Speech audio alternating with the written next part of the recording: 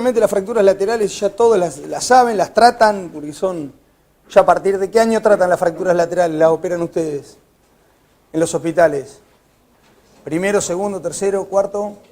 Primero, allá saltó uno. Otro. ¿Ustedes desde cuándo las tratan? Segundo, tercero. Bueno, todos hicieron entonces fracturas laterales. Imagino, varias. Bueno, la idea de esto es tratar de darle algunas cosas que decimos nosotros, o vemos nosotros, o nos han pasado ya a nosotros, y lo que dice la bibliografía para evitar que una fractura lateral con el tratamiento quirúrgico ande mal. ¿Se entiende? Entonces, básicamente lo primero que tenemos que hacer con la fractura, y es lo mismo que les dijo Danilo, y lo mismo que vamos a ver en todas las charlas que vengan a ver en el curso, es entender qué paciente tienen y qué tipo de fractura tienen. Y para conocer qué tipo de fractura tienen que conocer las características de esa fractura, y en este caso son los patrones de inestabilidad. Podrán utilizar una clasificación u otra, la que les quede más cómodo, siempre y cuando eso les sirva para predecir de alguna manera el tratamiento futuro que le van a hacer, o que los guíe de alguna manera en qué es mejor, ponerle un PFN, ponerle un DHS, ponerle lo que tengan ustedes a mano. Podrán utilizar la clasificación de Evans o la clasificación de AO, y de ahí decidir en base a lo que ustedes saben o a lo que ustedes les van enseñando. Bien, no hay una cosa que sea mejor que otra. Mientras ustedes entiendan cuáles son los criterios de inestabilidad para poder elegir el implante y poder elegir la rehabilitación de ese paciente.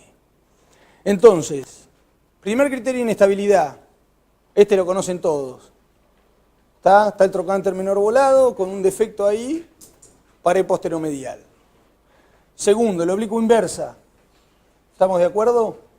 Ahí ven la foto que pasa si obviamente le ponen un tornillo deslizante a una oblicuo inversa, obviamente que va a fallar porque se va a medializar la diáfisis. Conminución lateral.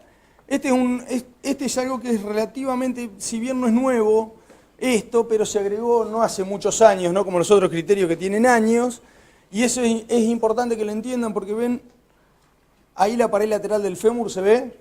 ¿Se ve claro? Fíjense lo que ocurre cuando ustedes lo perforan y colocan el clavo, lo que van a pasar es que van a perder todo el sostén que tenían de acá arriba, y entonces lo que le va a pasar es una cosa parecida a la que va a pasar en la oblicuo inversa. ¿Se entiende? A eso se refiere la conminución lateral,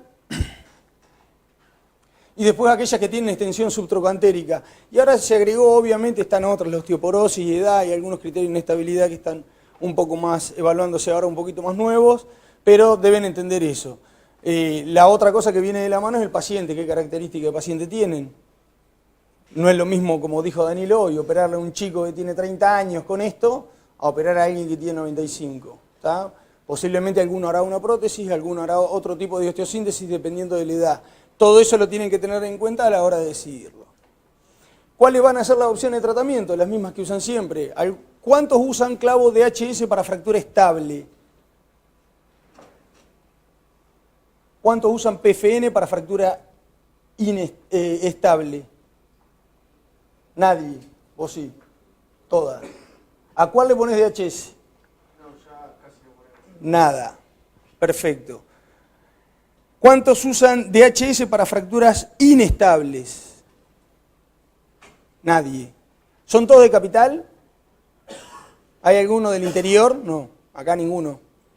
Porque el interior no es fácil conseguir un PFN, es mucho más fácil conseguir un DHS. Cuidado si se van al interior. Entonces todos usan PFN para fracturas inestables. ¿Estamos de acuerdo? Bien. Estos son los trabajos que pueden encontrar. Estos se los recomiendo, se los vamos a subir a la página para que los miren.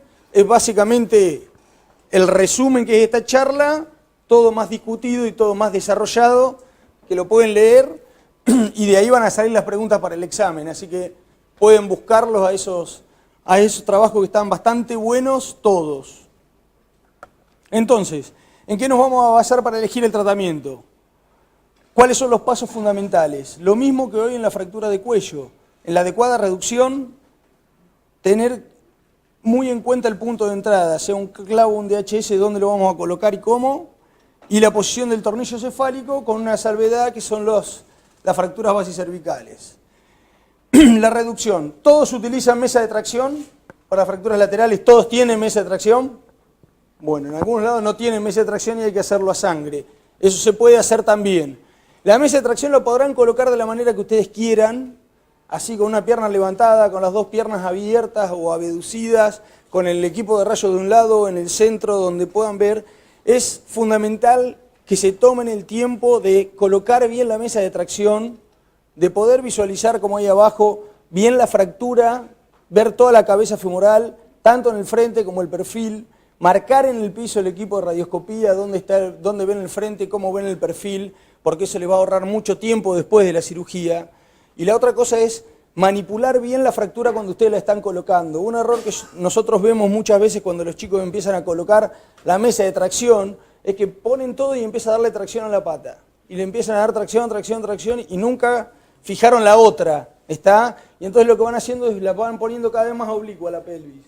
Acuérdense de fijar la pierna, de darle un poquito de tracción a la otra, a la contralateral, para que sostenga al paciente, ¿está? Y la reducción, si ustedes tiraron y no redujo, no va a reducir. Manipulen un poquito la fractura y muévanla, pero tómense ese tiempo, tanto de ver bien bajo radioscopía todo el cuello y la cabeza femoral y de tener la mejor reducción posible. No siempre se logra y hay que hacer algún gesto. Entre los gestos se encuentran todos estos. Podemos usar un clamp cuando tenemos una cadera vara y usar un clamp de reducción para cerrar el trocánter, por ejemplo, o colocar unas clavijas para mantener la reducción, usar una Homan, fíjense que ahí tiene una caída bien posterior y pueden levantar una cosa o medializar el cuello. Todo lo que les va a ir ayudando son distintas maniobras que están en este trabajo, o bajar, fíjense en las de abajo a la derecha, que tienen también una retroversión del cuello y ustedes bajan con una Homan y colocan una clavija para mantener la reducción. Son todas cosas que van a mejorar la reducción y le va a facilitar la cirugía rápidamente. O fíjense esa cadera también que está un poquito, no solo vara, pero está vara a partir de que se lateraliza la diáfisis, entonces con alguien que empuje o medialice esa diáfisis le va a mejorar la reducción, como también el gancho, son cosas muy parecidas a las que le mostró Danilo hoy. Y como siempre, una vez que logran la reducción, tratar de usar algunas clavijas para mantener esa reducción, para que después ustedes puedan continuar con la cirugía y colocar el implante. El punto de entrada es otra cosa muy importante para colocar lo que vayan a colocar, no importa. Acuérdense que el clavo cefalomedular entra en la punta del trocánter y si le tienen que errar, le erran un poquitito a medial. ¿Se entiende? ¿Estamos de acuerdo con eso? ¿Todos tenemos el mismo concepto? Traten de no irse muy a lateral, con el clavo lateral, porque siempre es más fácil irse a lateral que a medial, ¿está? Entonces, de medial un cachitito, de la punta del trocánter un cachitito a medial.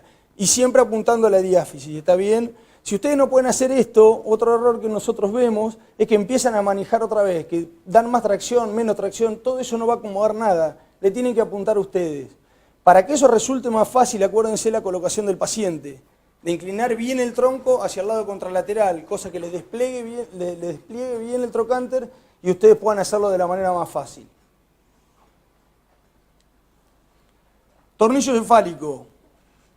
¿Se acuerdan? Estamos de acuerdo que tenemos tres posiciones. Anterior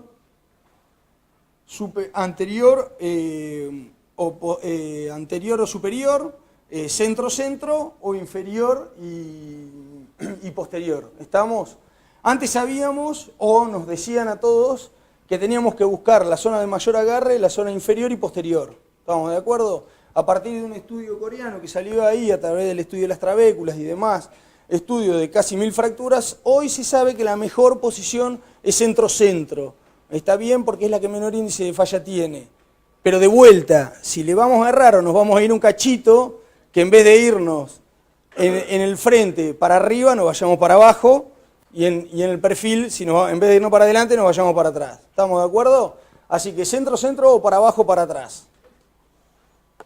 Posición del tornillo. Ese dibujito, lo conocen todos. Este se redurmió.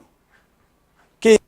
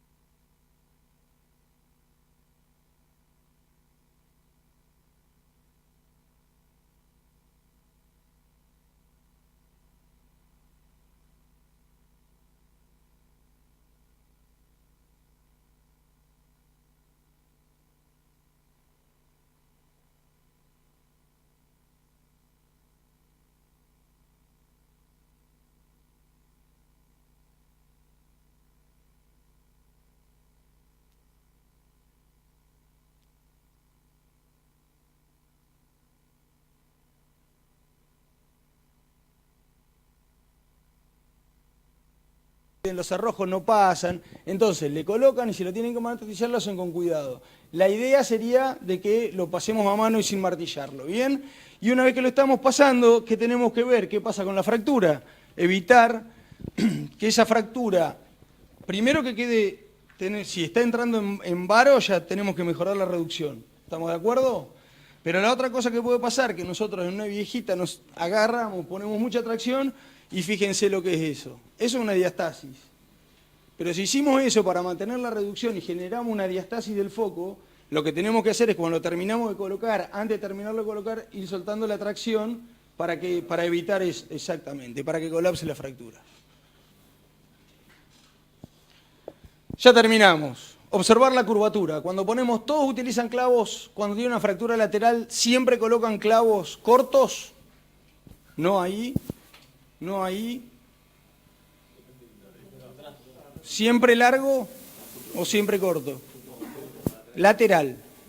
Siempre corto. Siempre corto. Todos, siempre corto, laterales. Danilo, laterales, ¿ustedes siempre corto o alguna vez usan largo? No. PFN. Bien. Largo, está bien. Eso no se sabe bien, no está muy... En la bibliografía se discute mucho y la verdad que no hay resultados. Generalmente los resultados se ven por otras complicaciones y el clavo corto o largo no termina de ser el que define si va a tener una complicación o no. Así que eso no se sabe. Nosotros básicamente cuando vemos una señora muy grande, osteoporótica, que se mueve muy poco, que la calidad ósea, la verdad es que cuando los chicos van entrando y entran con el clavo y parecen que van en la nada, y no es que le erraron, sino que están bien, pero esa es la calidad ósea. Nosotros casi siempre en esa señora, nosotros tenemos una población muy grande de trauma, grande me refiero a edad. Optamos por un clavo largo, que nos dé un poco más de tranquilidad que un clavo corto. No siempre, pero a veces. Bueno, observar la curvatura, recuerden que el que pone implantes muchas veces nacionales tiene que tener cuidado porque quedan algunos clavos rectos todavía y si van a poner un clavo puede ser que perforen la cortical anterior por la curvatura del fémur. Recuerden eso. Y por último, siempre realizar los bloqueos. Y esto lo repetimos siempre realizar los bloqueos. Si tienen dos agujeritos es para que le pongan dos tornillitos, dos cerrojos por ahí. ¿Por qué? Porque muchas veces vienen pacientes que tienen el clavo, tienen la pseudoartrosis, tienen un montón de problemas, y le pusieron el clavo y no tienen más nada. Puede ser que no tengan radioscopía, puede ser que no sé cuál es el motivo, pero nos llegan muchos pacientes de eso que no tienen. Traten de colocar los cerrojos que tiene el clavo, así le otorgan mayor estabilidad a la fractura. Entonces, en esto estábamos... ¿Alguno hace MIPO cuando tiene una fractura estable y lo trata con DHS? ¿De cuánto es la incisión que hacen ustedes cuando hacen un DHS, que lo hacen bastante poco? 10, 11. 10, 11, todo 10, 11. Leonel, ¿ustedes? Poquito más chica. ¿Alguien hace un poquito más chica? Hemos intentado, pero... Pueden a veces y a veces no. Pero intentan. ¿Es necesario prolongar la cirugía para hacer una herida chiquitita? Danilo, ¿ustedes casi DHS? Yo coloco a las estables una incisión de 3 centímetros. Se puede hacer, es una cuestión de práctica. Y las primeras veces cuesta, y cuesta un montón. Y créanme que, se va a enojar acá, la rehabilitación del paciente que tiene una fractura de 10 centímetros no es la misma que la que tiene 3. Siempre y cuando esté bien hecho. ¿Está? Porque no por hacer 3 centímetros va a ser un DHS horrible. Entonces, respetando las cosas que hacen que una osteosíntesis esté bien puesta, si en vez de hacerlo de 10 centímetros o de 12, se puede hacer o de 3 o de 4, si se toman su tiempo y lo empiezan a hacer, van a ver que no es tan difícil hacerlo. Es una cuestión de acostumbrarse. Caso. No, vos no, porque te agarramos todos los tiros. Fractura lateral. Lateral. ¿Algún criterio de inestabilidad? Es solo lo que tenemos, es un frente, nada más. ¿Algún criterio de inestabilidad? Lo que vimos, ¿ven algún criterio de inestabilidad en esa fractura? No, se impacta solo. Nada. ¿Cuál es el tratamiento? ¿Para qué le pone solo PPN? Un DHS. DHS. Estamos todos bien entonces. Otra. ¿Algún criterio de inestabilidad ahí? La que vos quieras. No sé si tengo la respuesta. Con la radiografía anterior, Sí. nosotros en esa tampoco usaríamos DHS. No está mal. Porque, no, pero por el hecho de que vos la pared lateral ahí tenés menos Eso es lo que puede pasar de hoy. 2 centímetros. Sí. Y eso hace que cuando con la triple broca vos freses la pared lateral, disocies hagas una fractura de tocante mayor. Podés hacerlo. Era lo que nos pasaba a nosotros cuando... Eso te puede pasar. Igual fíjate que esta en el postoperatorios, la pared lateral pasa esos 2,3. Hmm. La medición está al límite. No sé si es el mejor ejemplo porque la verdad que y con el diario del lunes si vas a ver la consolidación casi no se tocó nada. Pero justamente esta es la que parecería que no está al límite de esos 23 milímetros que hablan de la pared lateral. No sé si han leído ese trabajo que es bastante bueno para determinar si se puede colocar el DHS o no, o si se va a romper la pared lateral o no cuando colocan el DHS. Después lo muestro en un caso. Dale. Siguiente. Lo mismo.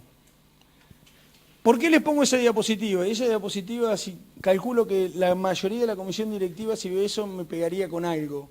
Pero eso es una realidad en el interior. Muchas veces en un PFN no lo pueden conseguir y le tienen que poner un DHS.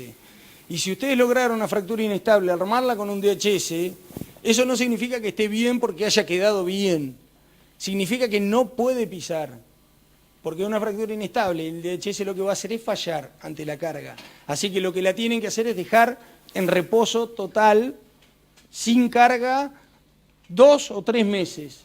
¿Está? Eso para cuando no tienen opción de poner un PFN. La idea que nos tenemos que llevar todos es que, lo que dice el amigo acá, un PFN para las fracturas inestables, ¿bien? Un clavo cefalomedular. Criterio de inestabilidad en este... Compromiso de la pared lateral. Y tiene, bueno, tiene algo que tocar el postremedial también. Sí. Extensión subtrocatórica.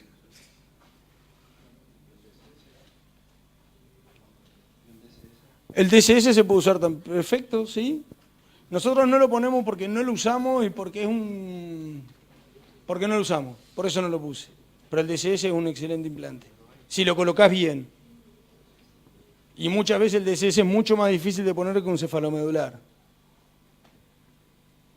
Ahí tienen otro caso, y eso es lo que les mostraba hoy. Esta es la paciente que yo les cuento. Una paciente de 80 y tantos que se fractura, tiene un trazo, una pared posterior interna bastante larga, y nosotros optamos por poner la asada y poner un clavo largo. Podrán poner uno corto o no, a nosotros nos da miedo en ese caso poner un clavo corto, preferimos quedarnos más tranquilos y usar largo. Todos hacen lazadas o intentan reducción cerrada siempre. Levante la mano quien usa la asada cuando necesita usar la asada. Deberían levantar la mano todos, porque si yo le estoy preguntando cuando necesitan usar la asada es porque no lo pueden reducir de ninguna otra manera. La lazada, hay un montón de trabajos que muestran, todos tenemos el cuidado de buscar, de mantener el hematoma fracturar y toda la historia, y respetar la biología y con eso mejora. Hay un montón de trabajos que muestran que fracturas como esas, que son largas, abrirlas o cerrarlas, el tiempo de consolidación es el mismo, no cambia. Lo importante es la reducción, y lo que se tiene que llevar de todas estas clases es que la reducción es lo más importante, colocar bien el implante en una fractura que esté bien reducida. Si no, no importa si tiene lazadas o no, si está mal, va a andar mal.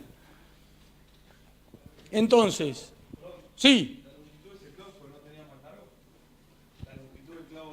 Ese clavo es el más corto de los largos. Perdón. Porque nos pareció que estábamos sobrados, y creo que estamos sobrados de longitud. No, en esa fractura no. Si hubiese sido una fractura más subtrocantérica, sí vamos hasta el intercóndilo. Sí. No, no, eso no. En una fractura lateral no, ahí no. Entonces, acuérdense, criterio de estabilidad, inestabilidad, qué tipo de paciente tienen, estable DHS o PFN obviamente, inestables clavo cefalomedular y recordar la adecuada reducción, la distancia punta-ápice, colocar centro-centro o errarle para atrás o para abajo, no distraer el foco o lograr la impacción de la fractura luego de colocar el clavo y colocar los cerrojos distales.